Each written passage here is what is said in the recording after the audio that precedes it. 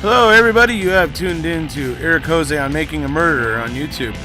I cover virtually any aspect of making a murderer. I go over the evidence, the documents, the photos.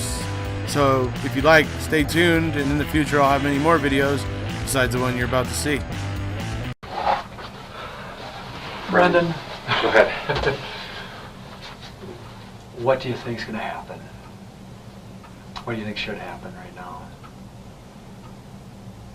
I don't know.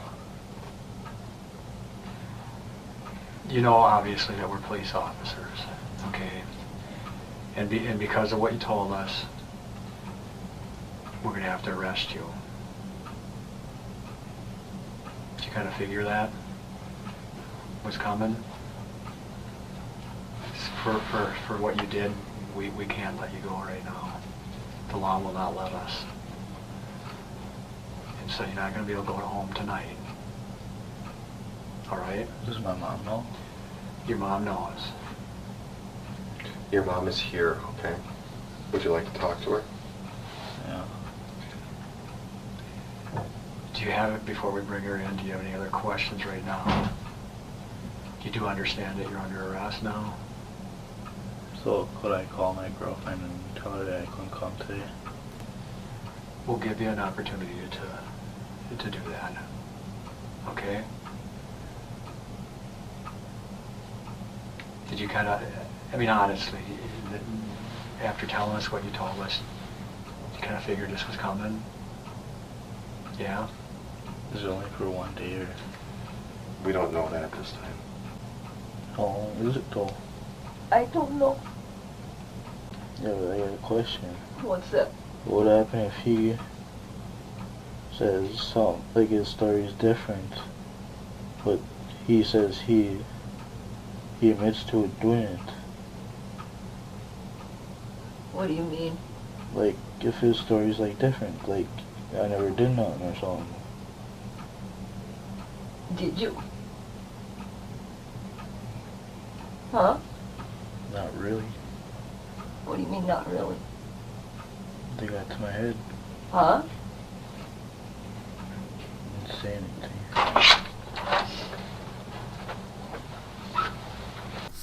Hello, ladies and gentlemen. As you may have guessed, we are here today to talk about Brendan Dassey in the March 1st interview / interrogation of Brendan Dassey.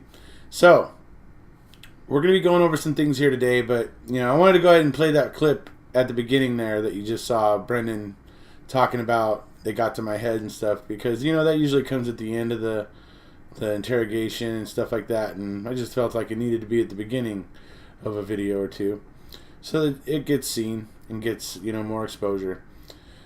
Because it is really remarkable. The moment that those two detectives walk out of that room and he's left alone with his mom, he's immediately telling her, look, what if none of that even happened? And, what if none of it's true? And she's like, what do you mean? And he's like, they got to my head.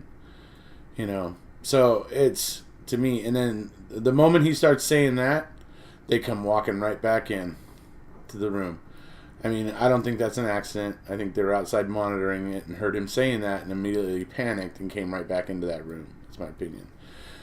But it follows, it stands to reason because of how quickly they got back in that room as soon as he started talking like that. So, what we're going to move into here is a couple things. First, we're going to start off with Laura Nyrider explaining what plot points and fact feeding were going on in this interrogation to Judge Hamilton. He's one of the three judges that was on the three-judge panel at the 7th Circuit Court, which granted Brendan his habeas petition again, but he was the dissenting judge. And this is where he's asking Laura Nyrider about what are plot points and what are, fact feeding. And so Laura goes on to explain to him what she's talking about. And then we're going to go on after that. We're going to see a clip from the interview, basically kind of showing what she was talking about. And then we're going to go on to the fact that Judge Robner and the problem she had with the fact that the investigators continuously and repetitiously kept trying to push everything out to the garage with Brendan. That's the same thing that Laura Nyrider is talking about. It's plot points, giving Brendan a plot point and or a fact that they fed him and saying, now tell us what happened in the garage type of thing. That was happening way too much in Judge Robner's opinion, and she found it to be very, very uncomfortable. So that's what we're going to kind of see here today. This video is going to kind of go over what the plot points and things like that. Now, there's going to also be a part 2 and possibly a part 3 to this.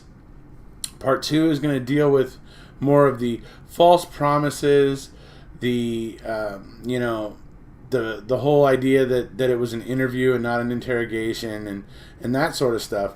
But this one here, I wanted to go ahead and get out there to where it's fully understandable, that people understand what Laura Nyrider and Judge Robner are getting at when they're saying that these plot points and this fact feeding was going on with Brendan, and for Judge Robner it was happening with the garage, and the way that they were trying to push him out to the garage and say things happened in the garage did not sit well with her.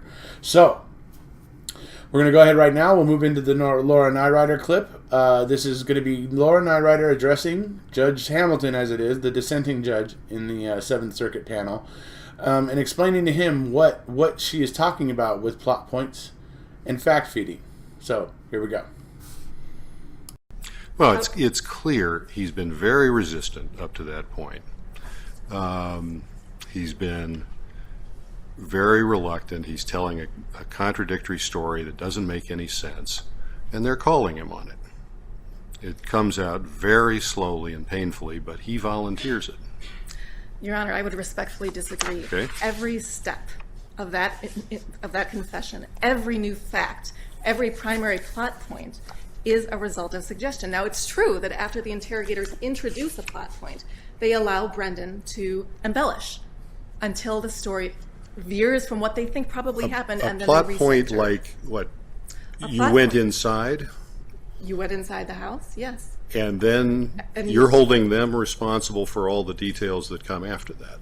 I'm not holding them responsible, Your Honor, but I'm pointing out that what happened was they used false promises of leniency combined with fact feeding at every crucial step of the story. What's the fact feeding? I guess I'm having trouble with that in the early stages of the interview. Absolutely. I think you went over to Stephen Avery's house at Separate Appendix 54. You went back in that room, Separate Appendix 61. Does he ask you to rape Halbach, Separate Appendix at 60? You were there when she died, Separate Appendix 67. Step by step by step. Now, Your Honor is correct that this isn't sequential. This isn't over the course of 5 minutes. After they give him each step, they allow him to try to tell a story on his own. And what does he do in those moments? He provides information that is provably untrue. He describes, after they put him in the trailer, he describes looking down that hallway and seeing Ms. Halbach shackled to a wooden headboard. But that wooden headboard, we know, has no scratches on it, has no marks, nothing that would be consistent with this horrible story of a woman being raped while she was shackled to it. There's this whole account that they allow him to spin where he's trying to guess how she was killed. This account of throat cutting and stabbing and hair cutting, a bloody scene that would be almost impossible to clean up from.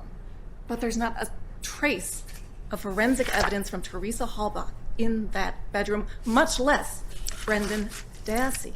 So these moments where they're allowing him to spin on his own are provably untrue, or they are like clockwork from the media. It's when things begin to spin off the rails too much that they bring him back to the account. What came from the media? Many things, Your Honor. The fact that her RAV4 was found on the salvage yard property. The fact that she was there that day. The fact that her bones were found in the bonfire pit behind Stephen Avery's house. Many aspects like that, which many people in the state of Wisconsin knew. And of course, it was established in the state post-conviction record that, of course, Brendan and his family were watching the news about what was happening to their relative and to their home. In fact, we have an amicus brief exactly to that effect, establishing that false confessions happen under circumstances just like this, to kids just like Brendan. They're textured. They can be textured with detail. There are examples in the amicus brief of cases like the Central Park 5, other famous cases where young defendants gave interlocking, detailed confessions that sounded true that were later proven false. So we know that.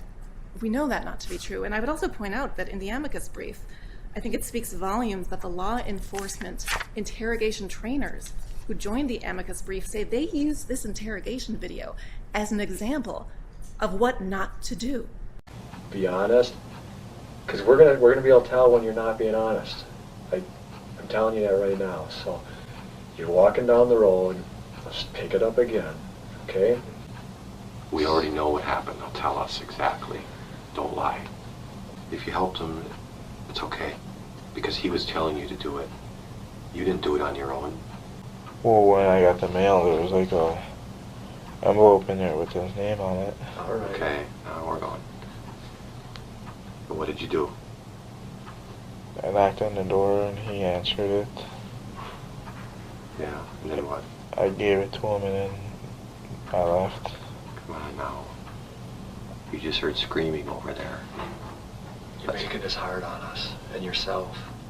Be honest. You went inside, didn't you? It's all right, bud. But we needed your words. I can't say it. Brendan, I already know. You know we know. Okay? Come on, buddy. Let's get this out, okay? Does he ask you? He does, doesn't he? We know.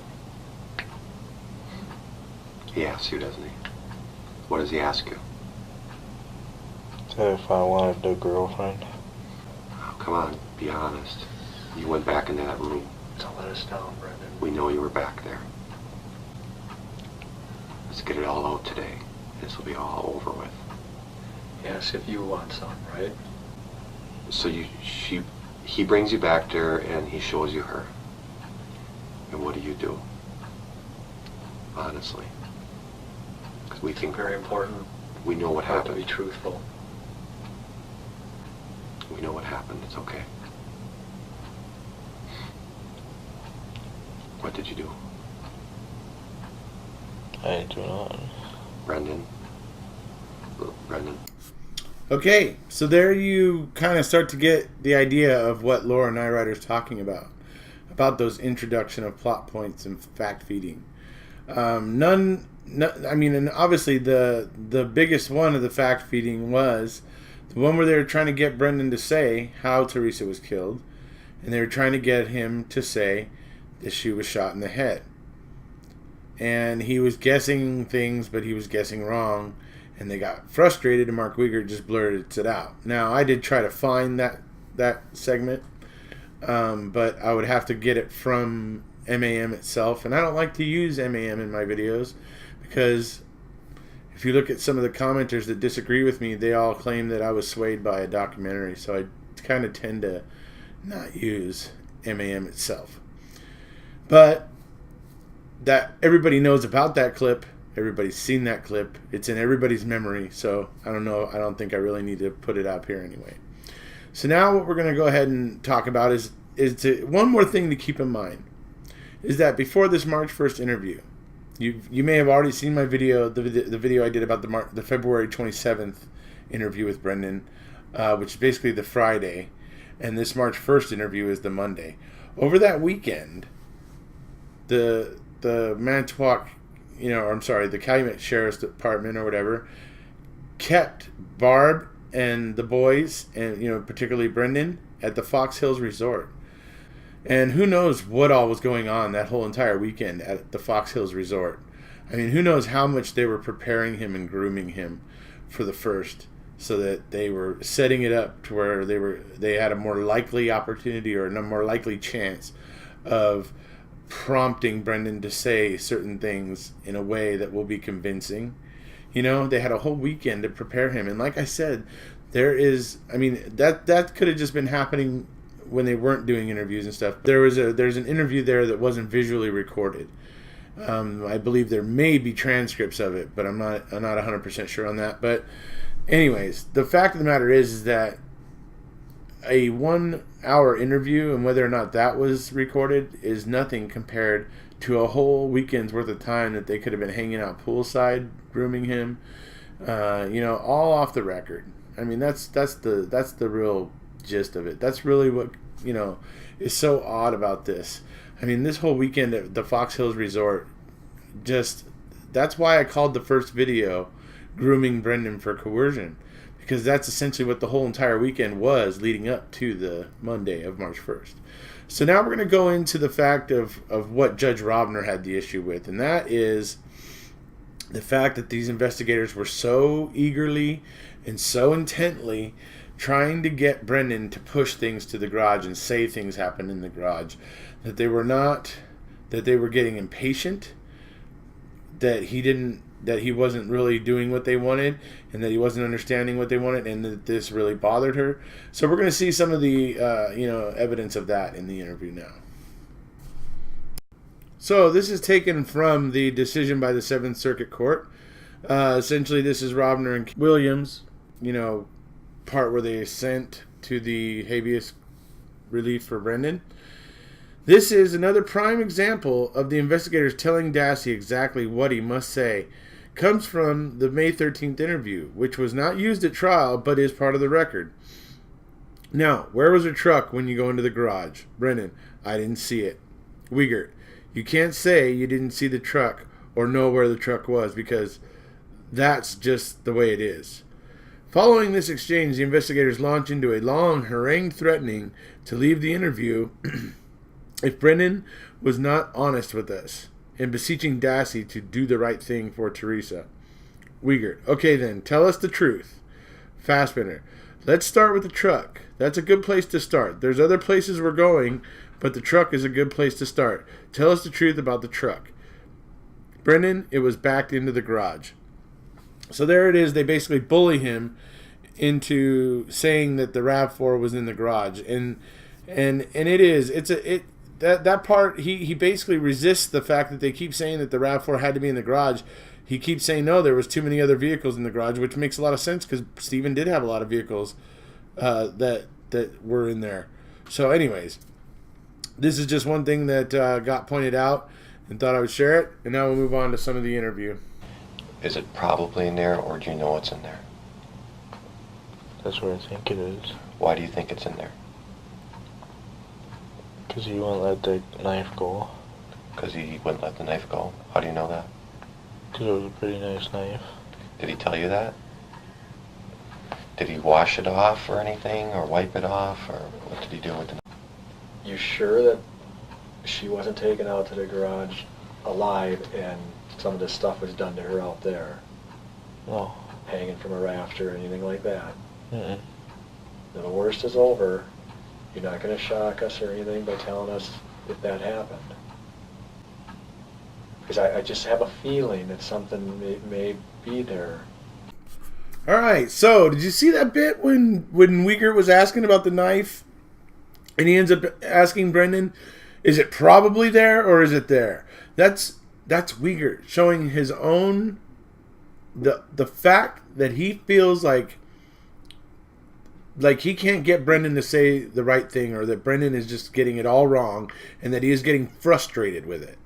I mean, it's so obvious right there. Because Brendan doesn't know.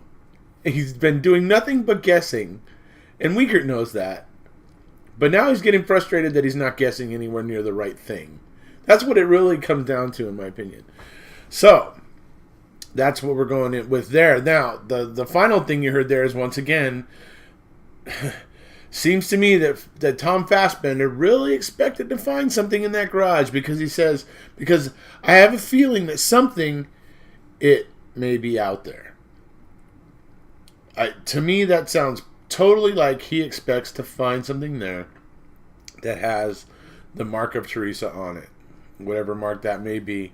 It seems pretty obvious that the way they're pushing to get everything to go to the garage, and they're getting him to talk about the garage and all that, because there was no evidence of anything that he had said in the trailer. So now they're trying to push it all to the garage and trying to maybe get a more credible line, a more credible story out of him there. That's almost what it seems like. But the point is that the kid is guessing most of the time. Now we're going to go into this control question. The control question, we're going to keep talking about the control question, because this is huge to me. This is a huge problem. Because Tom Fassbender himself used this question on Dr. Oz, Dr. Phil, whichever one. He brought this on there because he wanted to use it to prove his point that he felt that Brendan was that he wasn't coerced, that Brendan was actually resisting them at points. Well, we'll see right here. That control question gets answered very badly. He first says that she didn't have a tattoo on her stomach, which is true, but then Tom looks at him and says, "Oh, do you disagree with me?" And then Brendan flip flops and says, "No, but I just don't remember what it was." He flip flops. This all happens within about a 5 to 10 second period. He flip flops on his original answer. That is hardly a definitive answer to a control question. And that's just the way that goes. So I'm going to go ahead and show you that now.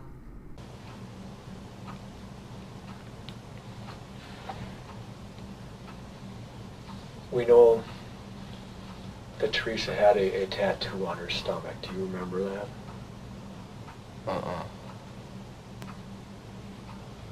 Do you disagree with me when I say that? No, but I don't know what it was. Okay, so this is another excerpt from the decision by the Seventh Circuit Court granting Brendan his habeas. So this is regarding the Teresa's personal items: camera, purse, cell phone, and the burn barrel. And it basically, this is Judge Robner and Williams' opinion regarding this scenario that played out. Although these were the two most egregious, they were not the only examples of the investigators feeding Brendan answers. In the following exchange, Dassey insisted for some time that he had no idea what happened to Halbach's personal effects. After some leading from Fassbender, in which Fassbender initiated the idea that there must have been a purse, a cell phone, and a camera in the burn barrel, Dassey was able to parrot that he saw these exact three items in the burn barrel. Even the investigators seemed concerned about the veracity of his statements, asking him several times to verify the truth, particularly in light of his claim that he saw the items beneath a garbage bag, an item that would have melted within seconds in the fire.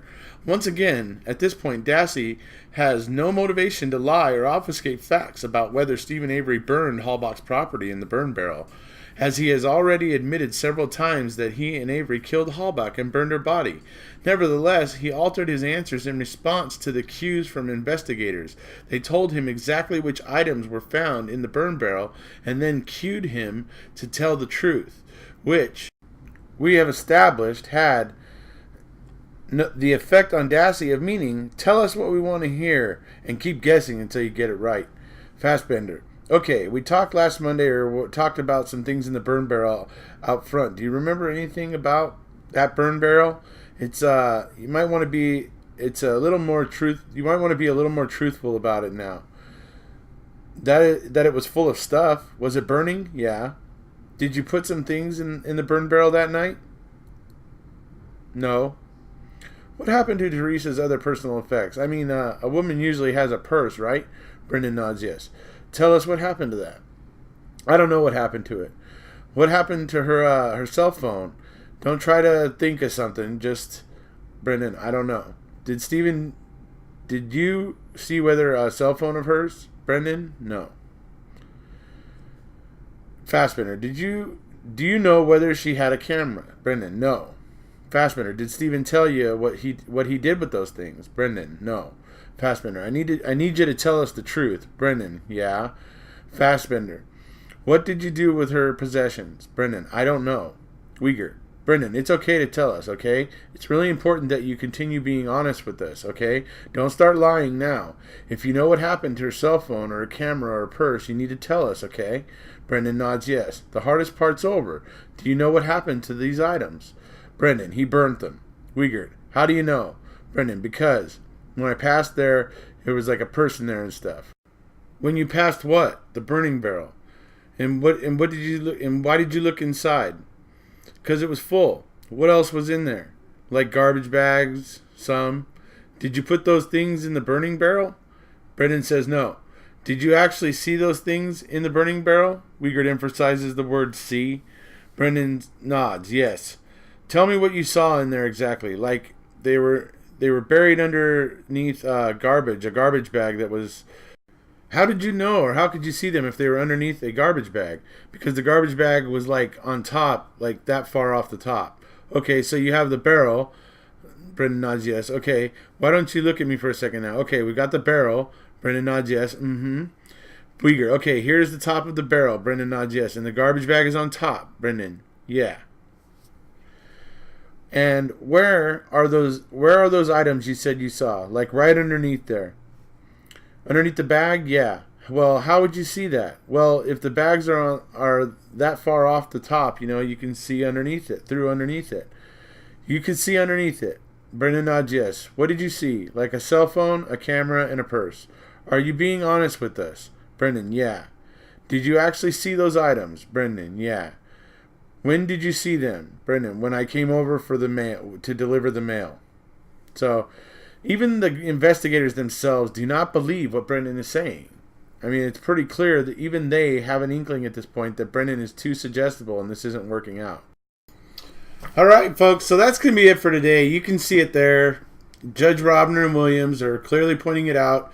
Basically the same thing that Laura Nyrider has been saying for a long time. It's hard to call out a confession when it was pretty much all fed to him, and so that he could parrot it back, and they could use it against him and Stephen. So that's about it for this video. There's obviously going to be more. I'm going to be doing another video about the March 1st interview, kind of honing in and focusing in on the vague promises, as they're called by Judge Hamilton, and the just the other little things about the confession that are kind of strange and odd. So that's about it for this one. And if you haven't already, please hit subscribe, and we'll see you later.